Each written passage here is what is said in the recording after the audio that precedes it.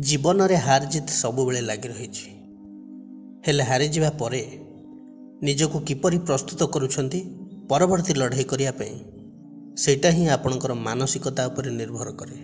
जदि आपण फेल्योर को अटेंशन न देबे तेबे आपण को केबे भी सफलता मिलिबो नाही। नमस्कार बंधुगण, मु सागर कलाकार सागर संगम यूट्यूब चैनल को आपण मानक स्वागत जनाऊँ। बंधुगण, आजिर आलोचना मिथुन राशि व्यक्तिविशेष मानक 2025 मसीहार शेष 3 मास अक्टोबर, नवेम्बर एवं डिसेम्बर मिथुन राशि ପାଇଁ किपरि रहिबो, नवग्रह मानकर स्थिति कौन रही, ग्रह माने की प्रभाव पकाइबे, सबकिछि स्वास्थ्य, शिक्षा, धन, लव रिलेशन, मैरिड लाइफ, संतान, बिजनेस आउ कैरियर विषय डिटेल्स आलोचना करवा। बंधुगण, यही विचार जन्म राशि चंद्र राशि को आधार करी करा जायछि। जेउ मानकर मिथुन राशि किंबा मिथुन लग्न सेमानक पई एही वीडियो अधिक फलप्रद हेबो बोली आमर आशा और विश्वास। सर्वप्रथमे अक्टोबर मासर ग्रह गोचर स्थिति उपरे नजर पकाइबा। आपणकर राशि रे प्रथम भाव रे बृहस्पति, तृतीय रे शुक्र एवं केतु, पंचम रे मंगल एवं बुध, चतुर्थ रे रवि, दशम रे शनि एवं नवम रे राहु अवस्थान करछन्ते। प्रथमे आलोचना करिबा स्वास्थ्य विषय रे। राष्ट्राधिपति हेले बुध पंचम भाव रे अवस्थान करछन्ते तुला राशि रे, षष्ठपति मंगलଙ୍କ सहित एवं बृहस्पतिଙ୍କର दृष्टि रही पंचम भाव को। तेणु स्वास्थ्यगत समस्या विशेष किछि नाही।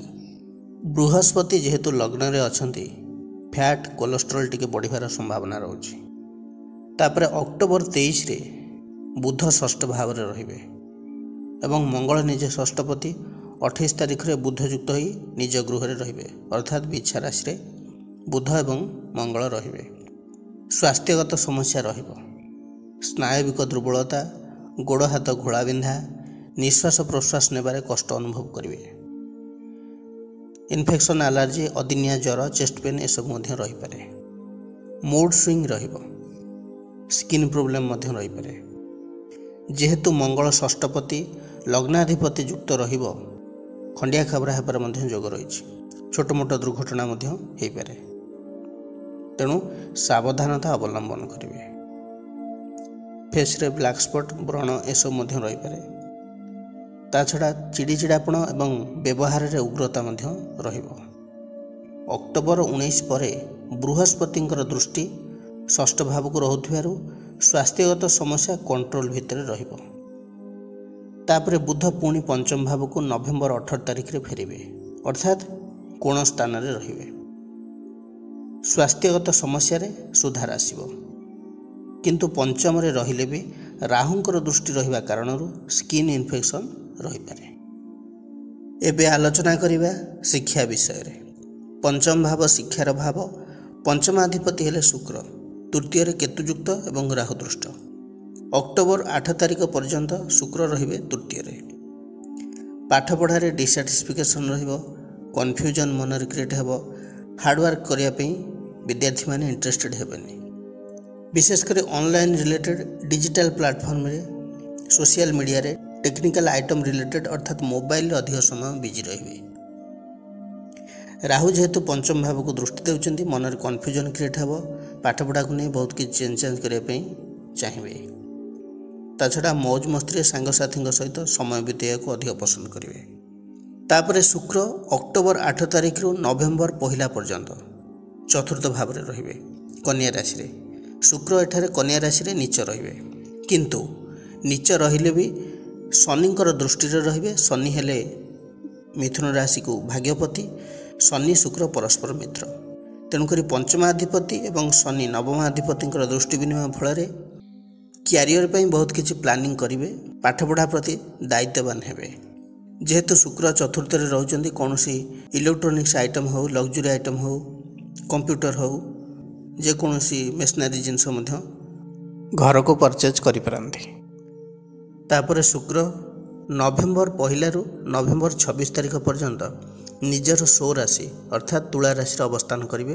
पंचम भाव रे जो मैंने लॉ फाइनेंस इंजीनियरिंग लाइन में journalism media art and entertainment videography fashion design ए सब लाइन में कोर्स करने चाहूँगे हायर स्टडी करने चाहूँगे एवं इंटरेस्टेड अच्छी से समय अनुकूल रहिबो जो मैंने कॉम्पिटिटिव एग्जाम प्रिपेयर होते से भल रैंक आसो शिक्षा क्षेत्र में विद्यार्थी मैंने आशानुरूप फल पाइबे यही टाइम मध्य सेपरी पंचम भाव लव रिलेशन भाव मध्य पंचमाधिपति शुक्र बलवान थिबारु लव पार्टनर सहित बॉन्डिंग भल रहिबो इंटीमेसी बढ़िबो जो मैंने भी लव रिलेशन में नाहंती अफेयर सृष्टि हो पारे अटैचमेंट बढ़ी पारे फ्रेंडशिप हो पारे स्कूल कॉलेज कोचिंग ए सब प्लेस रु लव रिलेशन स्टार्ट हो पारे सेपरी संतान आशायी मानक पई भल समय रही संतान कारक ग्रह बृहस्पति कर्कट रे अक्टोबर 19 तारिख ठारू उच्चस्थ रहिबे एवं संतान भावर अधिपति शुक्र मध्य सुगृही रहिबे नवेम्बर 1 रु नवेम्बर 26 पर्यंत तेणु संतान लाभर जोग आसिबो जो मिथुन राशि व्यक्तिर जन्मकुंडली रे पंचम भाव बलवान थिबो रवि बृहस्पति मंगल बलवान थिबे यही समय मध्य पुत्र संतान लाभ करिवार जोग मध्य रहिछि। मिथुन राशि पई रवि होछि तृतीयपति रवि अछंती चतुर्थ भाव रे अक्टोबर 16 तारिख पर्यंत चतुर्थ रे रहिबे शनिंकर दृष्टि रविंग उपर थिबारु बापांक सहित मत पार्थक्य रहि पारे आपणकर कथबार्ता तथा कार्यधारा रे बापा एकमत हो न पारंती चेष्टा करिए बापा सहित सुसंपर्क स्थापन पाई तापर रवि अक्टोबर 17 तारिख ठारू नवेम्बर 16 तारिख पर्यंत तुला रे अवस्थान करिवे एक मास पर्यंत रहिबे नीच रहिबे एवं राहुंकर दृष्टि मध्य रवि को रहिबो बापांकर स्वास्थ्यगत समस्या देखा दे पारे हार्ट रिलेटेड इश्यू जदि अछि तेबे सतर्क रहय को पड़िबो ता सहित आखि समस्या मध्य देखा दे पारे तापरे रवि नवेम्बर 16 तारिख रे बिछा राशि रे मंगलंक गृह रे मंगलंक सहित रहिबे रवि मंगल षष्ठ भाव रे युक्त हेबा फल रे आपन को अत्यधिक ऊर्जावान कराइबो संघर्ष करिया पई शक्ति मिलिबो आत्मविश्वास बढ़िबो एवं शत्रु माने पराजित हेबे जो माने गवर्नमेंट सेक्टर रे काम करूछंती सेमान पई समय भल रहिबो जो माने गवर्नमेंट जॉब पई ट्राई करूथिले जॉब मिलिबार पॉसिबिलिटी मध्य रहिछि।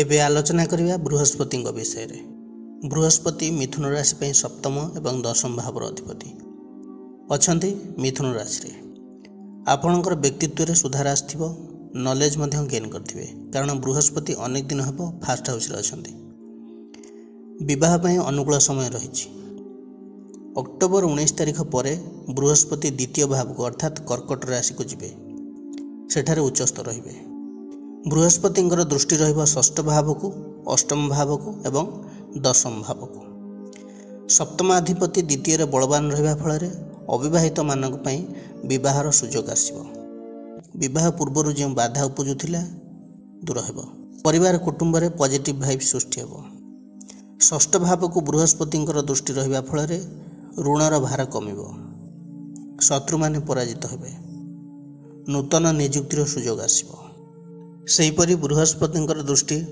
अष्टम भाव को रहिबा फल रे जो माने रिसर्च फील्ड रे काम करूछंती सेमान पई समय भल रहिबो ससुर घर सहित संपर्क मध्य भल रहिबो तापर दशम भाव को बृहस्पति नवम दृष्टि रहिबा फल रे कर्म क्षेत्र रे स्थिति भल रहिबो भाग्यपति शनि दशम रे रही बृहस्पति दृष्टि फल रे लक आपणकर साथ देव अक्टोबर 19 रु डिसेम्बर 3 मध्य आपणकर management communication documentation counselling banking sector रे जो माने अछंती टीचिंग लाइन में जो माने अछंती निश्चित भाव में बेटरमेंट देखा जाउछि जदि कहार क्वेश्चन अछि जॉब हेबो कि नाही तेबे जॉब पॉसिबिलिटी 100% रही प्राइवेट हो कि गवर्नमेंट हो इनकम रे ग्रोथ मध्य रही जो माने finance banking law legal profession insurance teachership principal educational department रे कार्यरत अछंती सेमानकर प्रमोशन हो पारे सैलरी इंक्रीमेंट मध्य हो पारे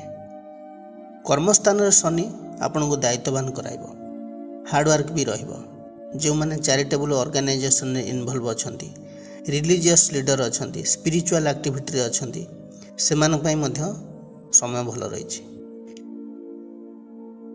अक्टोबर 19 रु डिसेम्बर 3 तारिख ये जो लिमिटेड समय रही बृहस्पति ए निश्चित भाव में भल रिजल्ट मिथुन राशि व्यक्ति विशेष मान मिल। सेहीपरि बिजनेस कथा जदि कहि सप्तमाधिपति बृहस्पति जेहेतु अक्टोबर 19 रु डिसेम्बर 3 पर्यंत बलवान रे कर्कट राशि यही समय बिजनेस किछि लाभ मिल पारे। न्यू किछि स्टार्ट आपण करिपारंती। लाइफ पार्टनर सपोर्ट भी मिल। बिजनेस को बढ़ाई इन्वेस्ट करिपारंती। किंतु शनिंकर दृष्टि सप्तम भाव को रोचे तेणु व्यवसाय रे बाधा रही पारे। सफलता मिल किंतु डिले हो पारे।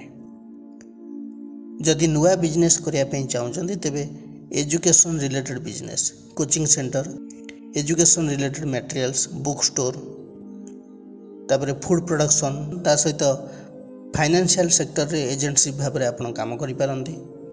जेहेतु सप्तम भाव को शनिकर दृष्टि रोचे iron and steel building construction material business आप करें। शनि आपणकर राशि को नवमाधिपति एवं दशम भावर अधिपति। नवेम्बर 28 तारिख पर्यंत शनि बकरी रहउचंती। शनि वर्तमान आपणकर दशम स्थान में अवस्थान करछंती। कर्मक्षेत्र में शनि बकरी रहा फल कौन हुए कि व्यक्ति आइदर स्पीड काम करता पुराना काम जदि किसी पेंडिंग अच्छी संपूर्ण करने चेष्टा करता पुणी बेले बेले अलसुआ हो जाए सबू काम छाड़ी बसी जाए नचेत नेग्लेक्ट करी चलता है। आज करी काली करी 5 दिन पर करी यही मेंटालिटी व्यक्ति पाखे देखा मिलता है। शनि 30 वर्ष पर आपणकर राशि दशम भाव अवस्थान करछंती। आपण को वर्तमान सठिक प्लाटफर्म रे आसी काम करिबार अछि। जदि आपण लेजिनेस देखेबे डिस्कंटिन्यू करिवे काम रे तेबे ए समय आपण को पई पूरा खराब हो जिवो। आपणकर डाउनफॉल भी हो पारे। मिथुन राशि लोक मानू मु गोटे कथा कहू चाहूँगी। शनि हेले कर्मकारक ग्रह कर्म भाव में वर्तमान अछंती। तेणु यही समय कठिन परिश्रम करंतु पूरा डेडिकेटेड ही रुहंतु। देखंतु रेस्पॉन्सिबिलिटी बढ़िबो चैलेंज आसीबो। आपण को बास धैर्यर सहित काम करिवार अछि। बेले बेले कौन हुए कि प्रेजेंट सिचुएशन ने आम सहित जहाँ घटे आमे जानी पारुना कि सेटा आम फ्यूचर पे भल हेबो कि खराब हेबो। हेले एठी गोटे कथा पूरा सियोर हो जातु शनिंकर ये जो स्थिति दशम भाव में आपण को इंडिकेट करुच्ची कि निजको सुधारतु हार्डवर्क करंतु फ्यूचर रे सफलता निश्चित अछि। तेणु आपण पूरा निष्ठार सहित काम करंतु।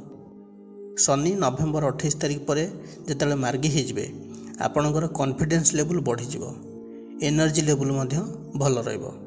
जदि आपण विदेश रे सेटल होगापी चाहते जॉब सर्च रे अछंती तेबे आपण अनुकूल स्थिति रहिबो। शनिंकर दृष्टि चतुर्थ भाव को भी रोचे। जदि माँकर स्वास्थ्यगत समस्या किसी रही जॉइंट पेन थिला किसी भी बोन रिलेटेड समस्या थिला स्ट्रेस थिला शनि मार्गी होला परे रिकवरी हो। नवेम्बर 28 पूर्व माँ सहित आर्गुमेंट रु निवृत्त रुहंतु। माँकर स्वास्थ्य प्रति पूरा जत्नवान रहा आवश्यक। अब हाँ आपन जदि प्रॉपर्टी डीलिंग्स करुछंती विशेषकर लुहा मेसनारी जिनस हार्डवेयर रिलेटेड ये किसी जदि जिनसर डीलिंग्स करुछंती तरबर भाव में डिसीजन नियंतु नहीं। धैर्यर सहित सिचुएशन को हैंडल करंतु। सेहीपरि राहु अछंती नवम भाव में एवं केतु अछंती तृतीय भाव में। भाग्य स्थान में राहु एठारे 1.5 वर्ष रहिबे। काम तो आपणकर हो जेहेतु भाग्याधिपति शनि दशम केन्द्र में अछंती भाग्य आपन को सपोर्ट करिवो किंतु फास्ट ऑब्स्टेकल आसीबो ही आसीबो। धरि नियंतु आपण कोनोसी काम करिया पे चाहउचंती जॉब पे ट्राई करूछंती बिजनेस स्टार्ट करिया पे चाहउचंती प्रतिबंधक आसीबो बाधा आसीबो कारण राहु नवम रे अछंती। आ जदि आपण पछकु फेरी गले तेबे काम सेठी स्टॉप हो जिवो। किंतु आपण जदि धैर्यर सहित टिके फोर्स देबे तेबे आपणकर काम हो जिवो। पिता सहित अल्प बहुत आर्गुमेंट रहिबो। आपण एही समय प्रैक्टिकल हो जिवे किए कौन कहूँ कहार कौन असुविधा हेबो सेप्रति आपण दृष्टि देबेनी।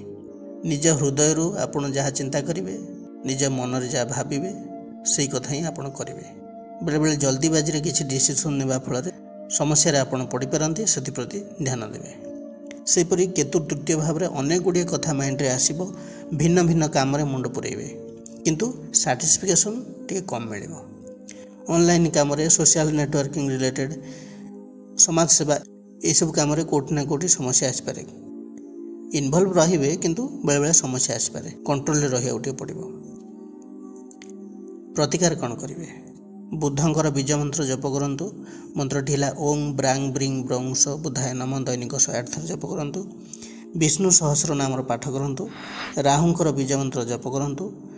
दैनिक शिव दर्शन करंतु, आपण पई शुभ रहइबो। बंधुगण, यह थिला मिथुन राशि व्यक्ति विशेष मानक पई 2025 मसीहार शेष 3 मास अक्टोबर नवेम्बर डिसेम्बर किपरि रहिबो से विषय आलोचना। जदि भिडियोटी भल लगी थाए तेबे लाइक कमेंट शेयर करने जमार भी भूलिए नहीं। पुणी आसबि आउ एक नुआ अध्याय को नहीं, से पर्यंत रहुछि। नमस्कार।